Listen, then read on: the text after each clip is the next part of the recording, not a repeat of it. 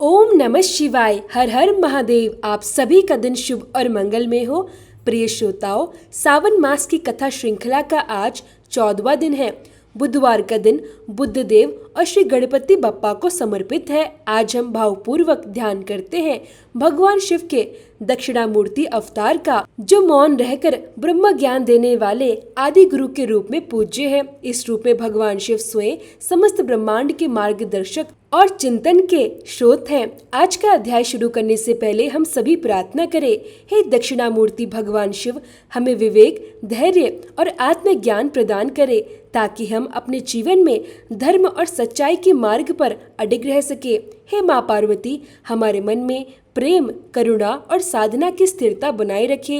हे गणपति बप्पा, हमारे जीवन के समस्त विघ्नों का नाश करे और सफलता की राहें प्रशस्त करे। हे बुद्धदेव, हमारे विचारों को स्पष्टता, संवाद में माधुर्य और कर्मों में शुद्धता प्रदान करे। यदि कथा, पूजा या व्रत में कोई दोष रह गया हो तो कृपया करके हमें क्षमा करे और अपना दिव्य संरक्षण प्रदान करे। अब आज की कथा सुनने से पहले जान लेते हैं आज के पंचांग के बारे में। आज दिनांक है 12 जुलाई और दिन है बुधवार। आज सावन मास की अमावस्या है, जिसे हरियाली अमावस्या भी कहते हैं। आज अमावस्या तिथि पूरा दिन रहने के बाद रात 11:06 पर समाप्त होगी। ब्रह्म मुहूर्त का समय सुबह 4:23 से 5:06 तक रहेगा। सूर्योदय सुबह 5:48 पर और सूर्यास्त शाम 7:03 पर। इसके अलावा आज राहु काल दोपहर 12:26 से 2:05 तक रहेगा। अब सुनते हैं आज की कथा।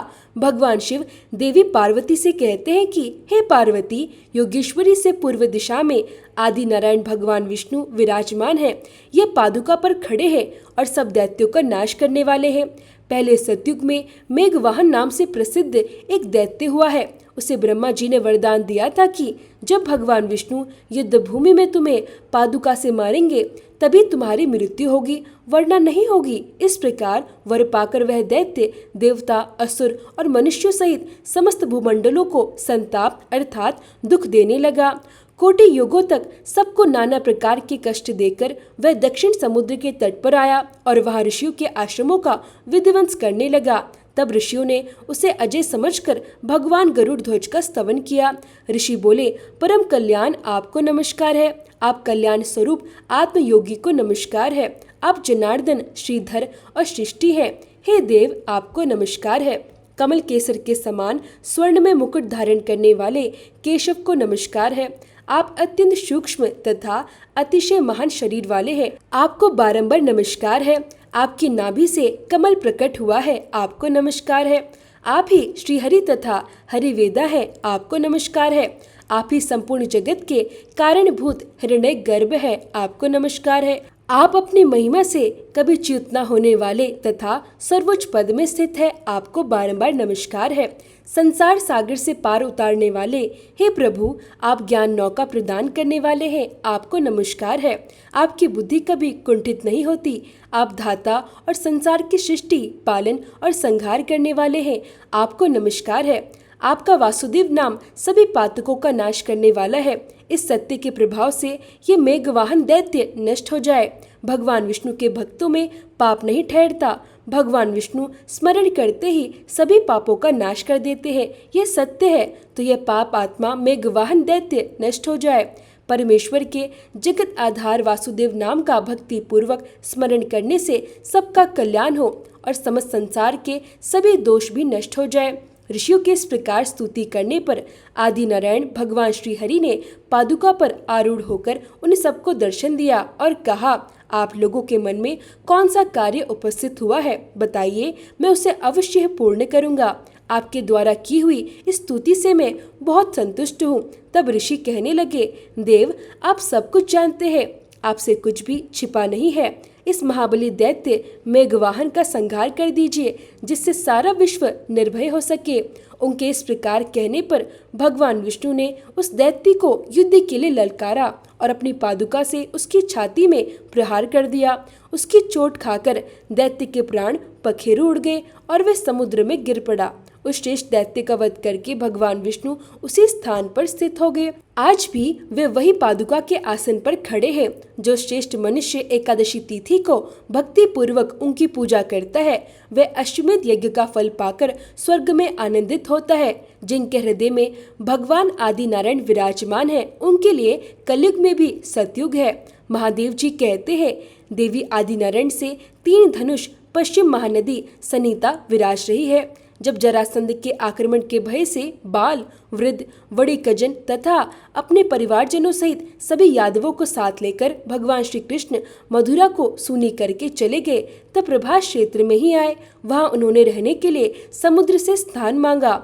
इसी समय सूर्य ग्रहण लग गया। तब भगवान जनार्दन ने यादवों से कहा कि मैं परम पवित्र स्नेहित नामक सरोवर को यहाँ लाऊंगा। उनके इतना कहते ही धरती फोड़कर शुभ जल का प्रवाह प्रकट हो गया। यह देखकर बलराम जी तथा सांब आदि सभी यादवों ने उसमें ग्रहण स्नान किया। उसमें स्नान करने से अग्निष्टम यज्ञ का फल मिलता है। वह एक एक आहुति देने से कोटि होम का फल मिलता है। उस स्थान में रहकर अगर कोई मंत्र जप करता है तो उसे एक एक जप का कोटि कोटि गुना फल मिलता है। सन्निहिता के दक्षिण तट पर पांडेश्वर लिंग है, जिसकी स्थापना 5 पांडवों ने की है।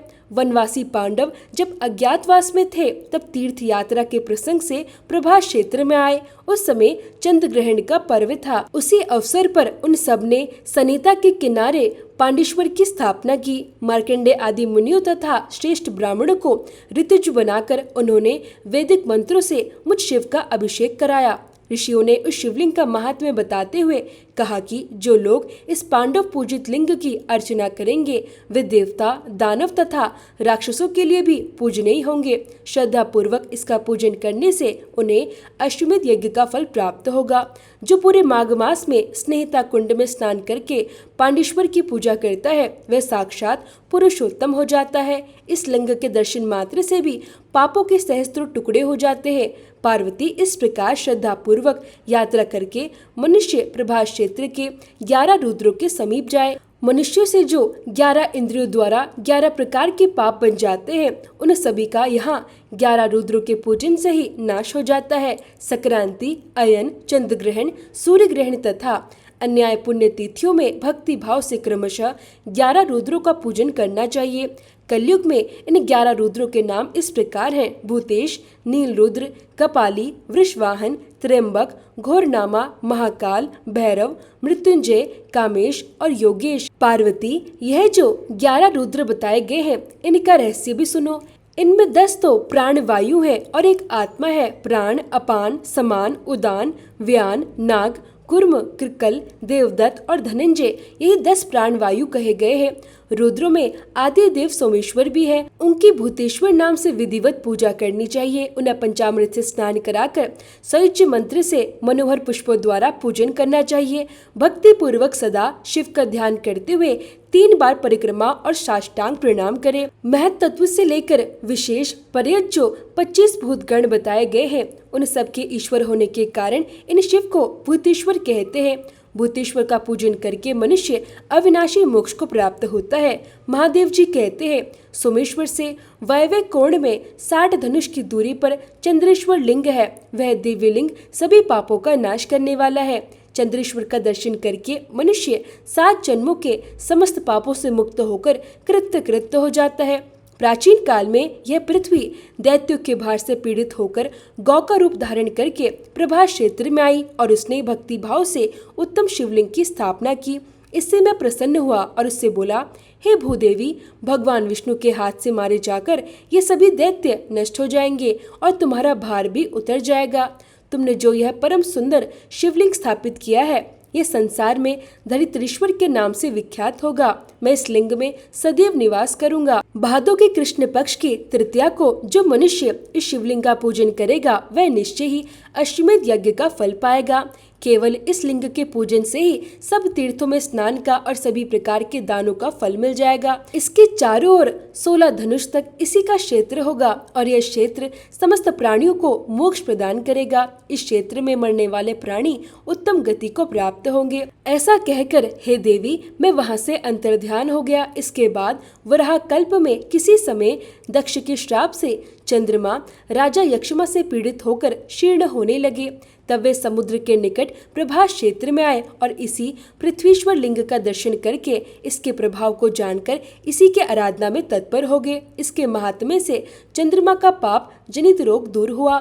तब से इसका नाम चंद्रेश्वर हो गया। इसके बाद जहाँ चक्रधर विष्णु तथा दंडपाणी गणेश दोनों एक स्थान पर स्थित है, वहाँ की यात्रा करे। जो मनुष्य भक्ति भाव से क्रमशः उन दोनों की पूजा करता है वह पापों से मुक्त होकर मेरे लोक में जाता है। जो माघ मास की चतुर्दशी और कृष्ण पक्ष की अष्टमी को गंध पुष्प धूप आदि उपचारों से दंडनायक की पूजा करता है उसे कभी विघ्न नहीं होता। जो एकादशी तिथि को निराहार रहकर चक्रपाणी का पूजन करता है वह भी सभी पापों से मुक्त होकर भगवान विष्णु के लोक में जाता है। इन दोनों के उत्तर और बाल रूपधारी ब्रह्मा से वायव्य कोर्ण में सांबिक के द्वारा स्थापित देवेश्वर सांबित्य का स्थान है। प्रभास क्षेत्र में जो सांब नामक पुर है वही सूर्य नारायण का द्वितीय स्थान है। वह भगवान सूर्य 12 स्वरूपों में विभक्त होकर सदा सबके कल्याण के लिए निवास करते हैं और भक्तों द्वारा दी गई पूजा को ग्रहण करते हैं। जो मनुष्य वह 12 नामों वाले सूर्यदेव की स्तुति करेगा उसकी 7 जन्मों की दरिद्रता नष्ट हो जाएगी। आदित्य, सविता, सूर्य, मेहर, अर्क, प्रतापन, मार्तंड, भास्कर, भानु, चित्रभानु, दिवाकर तथा रवि ये सूर्यदेव के सामान्य नाम हैं। विष्णु, धाता, भग, पूषा, मैत्र, इंद्र, वरुण, अर्यमा, विवस्वान, अंशुमान, त्वष्टा तथा पर्जन्य ये 12 स्वरूपों के विशेष नाम हैं। ये सभी क्रमशः 12 महीनों में सूर्य मंडल में तपते हैं। चैत्र में विष्णु, वैशाख में अर्यमा, ज्येष्ठ में विवस्वान, आषाढ़ में अंशुमान, श्रावण में पर्जन्य, भाद्रपद में वरुण, आश्विन में इंद्र, कार्तिक में धाता, अघन में मित्र, पौष में पूषा, माघ में भग और फाल्गुन में त्वष्टा तपते हैं। इस प्रकार प्रभास क्षेत्र में 12 मूर्ति वाले सूर्यदेव विराजमान हैं। माघ शुक्ल पंचमी को एक भक्त व्रत, षष्ठी को नक्त व्रत और सप्तमी को सांब आदित्य के समीप उपवास व्रत करके मनुष्य लाल चंदन मिश्रित कनेर के फूलों से सूर्य नारायण के लिए अर्घ और धूप देकर पूजा करे। शक्ति के अनुसार ब्राह्मण भोजन भी कराए। जो इस प्रकार सांब आदित्य का पूजन करता है वह इस लोक में समस्त मनोवांछित फलों को पा लेता है। अब जानिए भगवान शिव के काशी विश्वनाथ और भीमाशंकर ज्योतिर्लिंग की कथा के बारे में। पहले जान लीजिए भीमाशंकर ज्योतिर्लिंग के बारे में। तो ये ज्योतिर्लिंग महाराष्ट्र के पुणे से लगभग 100 किलोमीटर की दूरी पर सह्याद्री की पहाड़ी पर स्थित है। इसे भीमाशंकर भी कहते हैं। और इस ज्योतिर्लिंग की स्थापना के विषय में शिव महापुराण में जो कथा मिलती है उसके अनुसार प्राचीन काल में भीम नामक एक महाप्रतापी राक्षस था। वह कामरूप प्रदेश में अपनी माँ के साथ रहा करता था। वह महाबली राक्षस राज रावण के छोटे भाई कुंभकर्ण का पुत्र था, लेकिन उसने अपने पिता को कभी देखा नहीं था। उसके होश संभालने के पहले ही भगवान श्री राम के द्वारा कुंभकर्ण का वध कर दिया गया था। जब वह युवा अवस्था को प्राप्त हुआ तब उसकी माता ने उसे सारी बात बताई। भगवान विष्णु के अवतार श्री रामचंद्र जी द्वारा अपने पिता के वध की बात सुनकर वह महाबली राक्षस अत्यंत संतप्त और क्रोधित हो उठा। अब वह निरंतर भगवान श्री हरि के वध का उपाय सोचने लगा। उसने अपने अभीष्ट की प्राप्ति के लिए लगभग 1000 वर्षों तक बहुत कठिन तपस्या की। उसकी कठोर तपस्या से प्रसन्न होकर शिव ब्रह्मा जी ने उसे लोक विजयी होने का वरदान दे दिया। अब तो वह राक्षस ब्रह्मा जी के उस वरदान के प्रभाव से सारे प्राणियों को पीड़ित करने लगा। उसने देवलोक पर आक्रमण करके देवराज इंद्र सहित सभी देवताओं को वहां से बाहर निकाल दिया। पूरे देवलोक पर अब भीम का अधिकार हो गया। इसके बाद उसने भगवान श्रीहरि को भी युद्ध में परास्त कर दिया। श्रीहरि को पराजित करने के बाद उसने कामरूप के परम शिव भक्त राजा सुदक्षिण पर आक्रमण किया और उन्हें मंत्रियों तथा अनुचरों सहित बंदी बना लिया। इस प्रकार धीरे धीरे उसने समस्त लोकों पर अपना अधिकार जमा लिया। उसके अत्याचार से वेदों, पुराणों, शास्त्रों और स्मृतियों का सभी जगह पर एकदम लोप हो गया। वह किसी को कोई भी धार्मिक काम नहीं करने देता। इस प्रकार यज्ञ, दान, तप, स्वाध्याय आदि के सारे कार्य एकदम रुक गए। भीम के अत्याचार की भीषणता से घबराकर ऋषि मुनि और देवतागण भगवान शिव की शरण में गए और उनसे अपना तथा समस्त प्राणियों का दुख निवेदित किया। उनकी प्रार्थना सुनकर भगवान शिव उनसे कहने लगे कि हे देवतागण, हे ऋषि मुनियों, मैं शीघ्र ही उस अत्याचारी राक्षस का संहार करूंगा। उसने मेरे प्रिय भक्त कामरूप नरेश सुदर्शन को भी सेवकों सहित बंदी बना लिया है। वह अत्याचारी असुर अब और अधिक जीवित रहने का अधिकारी नहीं रह गया। भगवान शिव से यह आश्वासन पाकर ऋषि मुनि और देवतागण अपने अपने स्थानों को वापस लौट गए। इधर राक्षस भीम के बंद गृह में पड़े हुए राजा सुदर्शन ने भगवान शिव का ध्यान किया। वे अपने सामने पार्थिव शिवलिंग रखकर अर्चना कर रहे थे। उन्हें ऐसा करते देखकर क्रोध में अंधे हुए राक्षस भीम ने अपनी तलवार से उस पार्थिव शिवलिंग पर प्रहार कर दिया, किंतु उसकी तलवार का स्पर्श उस लिंग से हो भी नहीं पाया कि उसके भीतर से साक्षात भगवान शंकर जी वहां प्रकट हो गए। भगवान शंकर जी ने अपने हुंकार मात्र से, केवल हुंकार मात्र से ही उस राक्षस को वही जलाकर भस्म कर दिया। भगवान शंकर जी का यह अद्भुत कृत्य देखकर समस्त ऋषि मुनि और देवगण वहां एकत्रित होकर उनकी स्तुति करने लगे। उन लोगों ने भगवान शिव से प्रार्थना की कि हे महादेव, आप लोग के कल्याण के लिए अब सदा के लिए यही निवास कर लीजिए। यह क्षेत्र तो शास्त्रों में अपवित्र बताया गया है, आपके निवास से यह परम पवित्र पुण्य क्षेत्र बन जाएगा।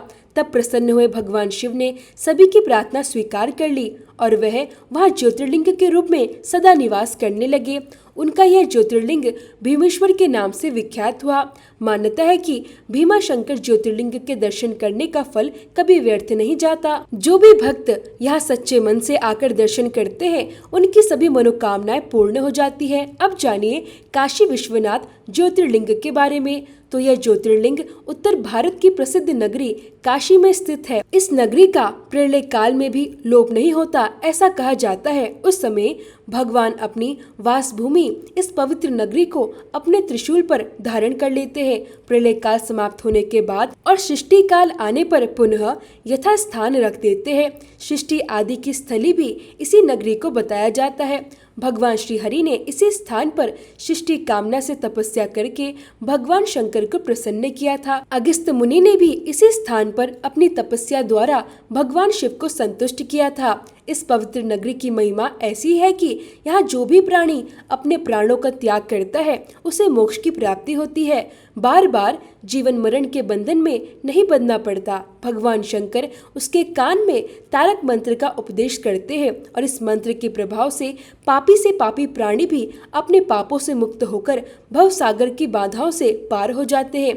तारक मंत्र है, विशेष सक्त चित्तो अपि त्यक्त धर्मार्थ नरः यह क्षेत्र मृतः सो अपि संसारे न पुनः भवते। अर्थात विषयों में आसक्त अधर्मी व्यक्ति भी यदि इस काशी क्षेत्र में मृत्यु को प्राप्त हो तो उसे भी पुनः संसार बंधन में नहीं आना पड़ता। मत्स्य पुराण में काशी नगरी का महत्व बताते हुए कहा गया है कि जब ध्यान और ज्ञान रहित तथा दुखों से पीड़ित मनुष्यों के लिए काशी एकमात्र परम गति है। श्री विश्वनाथ के आनंद कांड में दशाश्वमेध, लोलार्क, बिंदु माधव, केशव और मणिकर्णिका यह 5 तीर्थ है। इसी से इसे अभिमुक्त क्षेत्र भी कहा जाता है और इसी परम पवित्र नगरी के उत्तर की तरफ ओमकार खंड, दक्षिण में केदार खंड और बीच में विश्वेश्वर खंड है। प्रसिद्ध विश्वनाथ ज्योतिर्लिंग इसी खंड में स्थित है।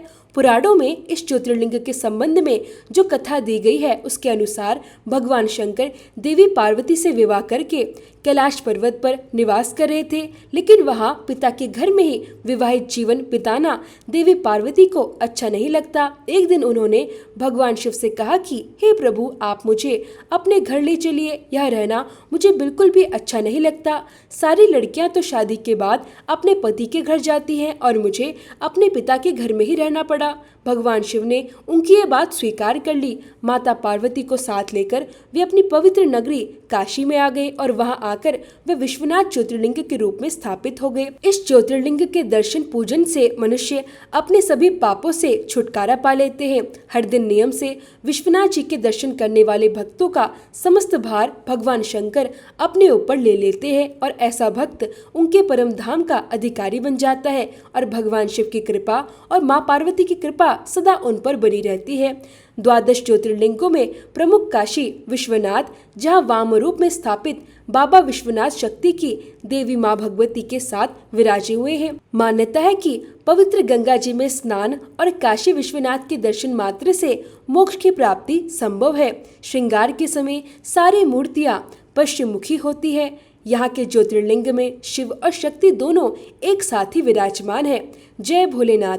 आज के अध्याय में बस इतना ही। अब सुनते हैं शिव चालीसा पाठ। श्री गणेश गिरिजा सुवन मंगल मूल सुजान, कहत अयोध्या दास तुम देहु अभय वरदान। जय गिरिजापति दीन दयाला, सदा करत संतन प्रतिपाला।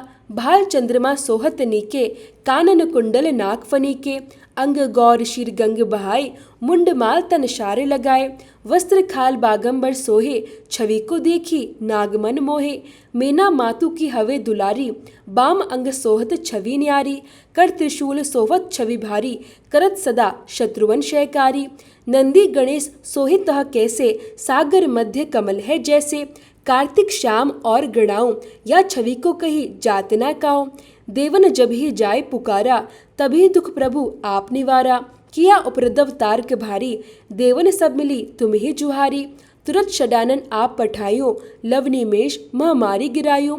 आप जलंधर असुर संहारा, सुयश तुम्हारा विदित संसारा। त्रिपुरासुर सन्निध मचाई, सभी कृपा कर लीन बचाई। किया तप ही भागीरथ भारी, पुरब प्रतिज्ञा तासु पुरारी। दानिन महतुम स्वम कोहु नाही, सेवक स्तुति करत सदाही। वेद नाम महिमा तव गाई, अकथ अनादि भेद नहीं पाई। प्रकटी उदधि मंथन में ज्वाला, जरत सुरासुर भय विहाला। किन्हीं दयातः करी सहाय, नीलकंठ तब नाम कहाई। पूजन रामचंद्र जब कीना, जीत के लंक विभीषण दीना। सहस कमल में हो रहे धारी, किन्ह परीक्षा तभी पुरारी। एक कमल प्रभु राख्यो जोई, कमल नयन पूजन चह सोई। कठिन भक्ति देखी प्रभु शंकर, भय प्रसन्न दिए इच्छित वर। जय जय जय अनंत अविनाशी, करत कृपा सबके घटवासी। दुष्ट सकल नित मोहि सतावे, भ्रमत रहो मोहि चैन न आवे। त्राहि त्राहि में नाथ पुकारो, हे अवसर मोहि आनो बारो। ले त्रिशूल शत्रुवन को मारो, संकट से मोहि आनो बारो। माता पिता भ्राता सब होई, संकट में पूछत नहीं कोई। स्वामी एक है आस तुम्हारी, आए हरहु मम संकट भारी। धन निर्धन को देत सदाही, जो कोई जांचे सो फल पाही। स्तुति के ही विधि करे तुम्हारी, शमुनाथ अब चूक हमारी। शंकर हो संकट के नाशन, मंगल कारण विघ्न विनाशन। योगी यति मुनि ध्यान लगावे, शारद नारद शीश नवावे। नमो नमो जय नमः शिवाय, सुर ब्रह्मादिक पार न पाए। जो यह पाठ करे मन लाई, तापर होता है शंभु सहाय। ऋणिया जो कोई हो अधिकारी, पाठ करे सो पावनहारी। पुत्रहीन कर इच्छा जोई, निश्चय शिव प्रसाद ते ही होई। पंडित त्रयोदशी को लावे, ध्यान पूर्वक होम करावे। त्रयोदशी व्रत करे हमेशा, ताके तन नहीं रहे कलेशा। धूप दीप नैद्य चढ़ावे, शंकर सम्मुख पाठ सुनावे। जन्म जन्म के पाप नसावे, अंत धाम शिवपुर में पावे। कहे अयोध्या दास आस तुम्हारी, जानी सकल दुख हरो हमारी। नित नेम कर प्रातः ही, पाठ करो चालीसा। तुम मेरी मनोकामना पूर्ण करो जगदीसा। मकसर छठी हेमंत ऋतु, संवत 64 जान। स्तुति चालीसा शिव ही, पूर्ण कीन कल्याण। ओम जय शिव ओमकारा, स्वामी जय शिव ओमकारा। ब्रह्मा विष्णु सदा शिव, अर्धांगी धारा।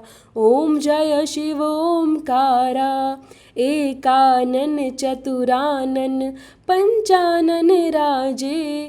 हंसासन गरुड़ासन, वृषवाहन साजे। ओम जय शिव ओमकारा, दो भुज चार चतुर्भुज, 10 भुज अति सोहे। त्रिगुण रूप निरखते, त्रिभुवन जन मोहे। ओम जय शिव ओमकारा, अक्षमाला वनमाला, मुंडमाला धारी। त्रिपुरारी कंसारी, करमाला धारी। ओम जय शिव ओमकारा, श्वेतांबर पी पीताम्बर बागंबर अंगे सनकादिक गरुणादिक भूतादिक संगे। ओम जय शिव ओमकारा करके मध्य कमंडल चक्र त्रिशूलधारी जग करता जग भरता जग संहार करता। ओम जय शिव ओमकारा ब्रह्मा विष्णु सदाशिव जानत अविवेका प्रणवाक्षर के मध्य ये तीनों एका। ओम जय शिव ओमकारा पर्वत सोहे पार्वती शंकर कैलासा भांग धतूरे का भोजन भस्मी में वासा। ओम जय शिव ओमकारा जटा में गंग बहत है गल मुंडन माला शेष नाग लिपटावत ओढ़त मृग छाला। ओम जय शिव ओमकारा काशी में विराजे विश्वनाथ नंदी ब्रह्मचारी नित उठे दर्शन पावत महिमा अति भारी। ओम जय शिव ओमकारा त्रिगुण स्वामी जी की आरती जो कोई नर गावे कहत शिवानंद स्वामी कहत हरि हर स्वामी मनवांछित फल पावे। ओम जय शिव ओमकारा स्वामी जय शिव ओमकारा।